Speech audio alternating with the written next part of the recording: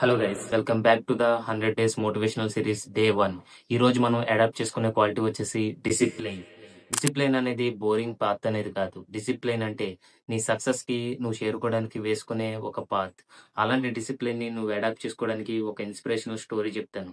ఒక మారుమూల గ్రామం, అలాంటి ఒక చిన్న గ్రామం నుంచి టీనేజ్ ఏజ్ లో పేపర్లు అనేవి వేసుకుంటూ తన చదువు కోసం తన చెల్లి బంగారాన్ని తాకట్టు పెట్టి ఐఐటి మద్రాసులోని సీటు సాధించి ఎన్నో పెద్ద పెద్ద కళలు అనేవి కానీ భారతదేశపు ఖ్యాతిని పెంచే విధంగా ఎక్కడో పేపర్ వేసుకునే స్థాయి నుండి 11th ప్రెసిడెంట్ ఆఫ్ ద ఇండియాగా ఎదిగి భారతరత్న అవార్డు గ్రహీత డాక్టర్ ఏపీజే అబ్దుల్ కలాం గారు.